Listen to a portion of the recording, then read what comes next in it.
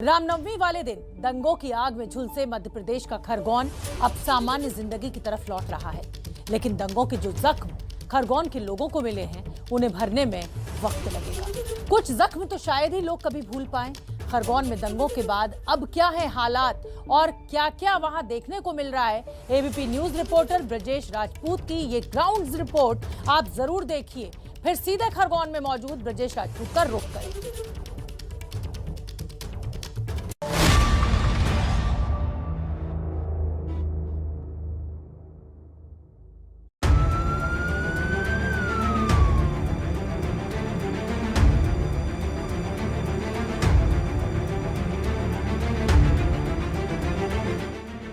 मध्य प्रदेश का जो खरगोन रामनवमी वाले दिन दंगों की आग में झुलसा, वहां हालात अब पूरी तरह काबू में है।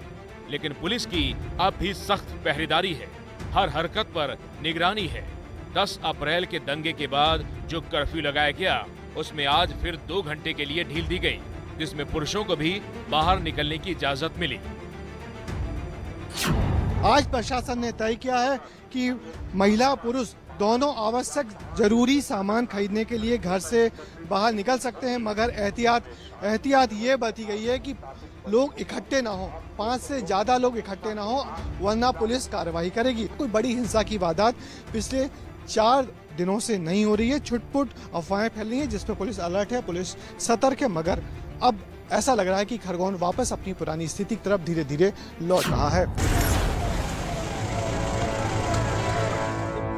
लेकिन पुलिस की चौकसी जिले और शहर के किसी भी इलाके से हटी नहीं है। ये आनंद नगर इलाके की बीती रात की तस्वीर है, जहां रात 9:30 बजे पथराव की अफवाह फैली। आला अधिकारी सुरक्षा बलों के साथ फौरन मौके पर पहुंच गए।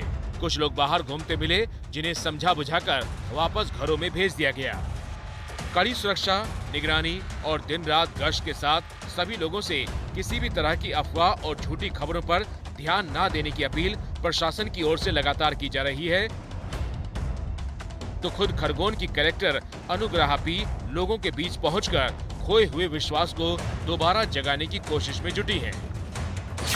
ये खरगोन का संजय नगर इलाका है जो काफी प्रभावित है। यहाँ बड़ी हिंदू बस्ती थी जहाँ पे आग जनी हुई थी और कलेक्टर मैडम खुद यहाँ घूम रही है, लोगों को भरोसा दिला रही है। मैडम, क्या हालात हैं फिलहाल? लोगों को जो है हम सिर्फ विश्वास दे रहे हैं, हम उन लोगों के साथ हैं और मदद करेंगे और जल्द से जल्द जो है सर्वे तो कंप्लीट हो चुका है, अभी जो है राहत राशि भी आने वाले हैं। ये जो लिखा हुआ मकान बिकाऊ, ये लोग क्या है? इसीलिए जो है इनसे बात करने के लिए आए थे। वही तो जैसे अभी घटना हुआ, तो कुछ समय के लिए जो है उन लोग के अंदर आक्रोश तो रहेगी, तो इसीलिए जो है प्रशासन जो उनके साथ जो है खड़े होके उनको विश्वास भी दे रही है। हम उनके साथ जो है मदद करेंगे और दोबारा जो है ऐसे घर को जो है रीबिल्ड करने में मदद करेंगे। ये थी कलेक्टर अनुग्रहा पी, जिनका लोगों को भरोसा दिलाने के लिए आ रही हैं।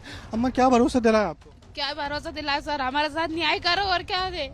ये सब जब देखो जब हमारा नुकसान होता, अगले कर्फ्यू में हमारे घर तोड़ गए थे, जब हमको कुछ नहीं मिला और अभी भी इतना नुकसान कर गए और हम तो अंदर ही थे। घासलेट हमारे ऊपर डाल दिया था तो अच्छा हम जले नहीं तो हम तो यही मर जाते हम तो। ये पूरा इलाका है बुरी तरह प्रभावित हुआ था। यहाँ दुकानें जली हुई हैं और आसपास के इलाकों से लोगों ने यहाँ आके दुकानें जलाई थी। दुकानों में आग जनी हुई है और दुकानों में आग जनी के बाद किसी तरह जान बचा के सब लोग यहाँ भागे, तो फिर किस तरह अपनी जिंदगी वापस बिताने की कोशिश ये सारे लोग कर रहे हैं।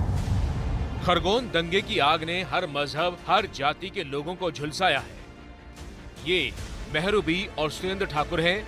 मेहरू पर दंगाइयों ने तलवार चलाई तो सुरेंद्र पथराव का शिकार बने। दोनों अस्पताल में अपना इलाज करवा रहे हैं। एबीपी न्यूज को उन्होंने क्या बताया, सुनिए। तो पत्थर कब लगा?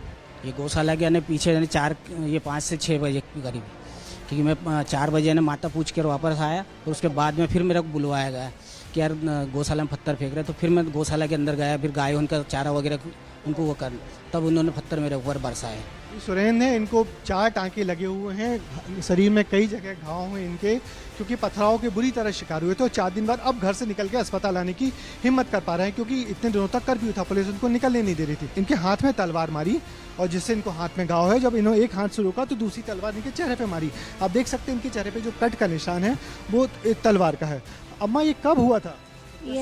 ये जैसे दंगा हो रहा था, अब अपनों को नहीं मालूम कि दंगा हो रहा है। सब पत्थर मारे जा रहे थे, 15-20 जने थे, क्या मालूम कितने जने थे, 25 जने पत्थर मार रहे थे दरवाजे को। अब मैंने क्या कौन है ऐसा करके गई। मैंने क्या मेरी बेटी के घर में घुस जाएंगे। अब वो ऐसा ये तुम बेटे ऐसा हमें बेटे ऐसा दरवाज़ा है तो वहाँ घुस जाएंगे। मैंने क्या करके गई तो जो छूट मारी तो मैंने ऐसा पकड़ने के बावजूद में जो मारी तो मैं वहीं लूट दी। तलवार मारी आपको? और तलवार कितने लोग थे? मारने वाले 2 थे और सब पत्थर मारे तो 20-25 जन थे। बहरू और सुरेंद्र जैसे बहुत से लोग हैं जिनकी जिंदगी को 10 अप्रैल को रामनवमी पर हुए दंगों ने गहरे जख्म दिए, जिन्हें भरने में काफी वक्त लगेगा।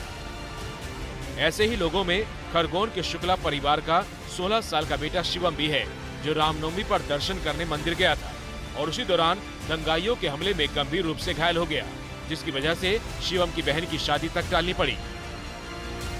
दंगों में घायल शिवम का इलाज इंदौर के अस्पताल में चल रहा है। कल तक शिवम वेंटिलेटर पर था, लेकिन डॉक्टरों ने आज राहत की खबर दी। हम उसको तीसरे दिन वेंटिलेटर से बाहर ला पाए। उसकी स्थिति में संतोषजनक निरंतर सुधार होता रहा। आज मेरे अंदाजे से 5वां दिन है। उसकी स्थिति स्थिर है, वो वेंटिलेटर के बिना स्वस्थ है और जागता है, कुछ बातें समझने का प्रयास करता है, हाथ पांव हिलाता है कि अगले कुछ दिनों में उसकी स्थिति में और सुधार होगा और वो संभवतः पूरी तरह से नॉर्मल हो पाएगा। शिवम का परिवार भी उसकी सुधरती सेहत से राहत महसूस कर रहा है। साथ ही अपील भी कर रहा है कि हर अफवाह से दूर रहें, झूठी खबरों का हिस्सा कभी न बने, क्योंकि इससे देश का माहौल बिगड़ता है। ये जो अफवाहें उड़ रही है कि शिवम के बारे में गलत, वो बिल्कुल गलत अफवाह। शिवम से अभी मेरी वीडियो कॉल पे बात हुई है, मेरे भैया ने उससे वीडियो कॉल पे बात की और मैंने भी उससे वीडियो कॉल पे बात की है। पूरी तरीके से शिवम सुरक्षित है, उससे किसी भी तरीके की कोई हानि नहीं हुई है। ये जो फैलाई जा रही है सारी अफवाहें हैं, तो कृपया इसको आगे ना फैलाएं, मेरा आपसे निवेदन है।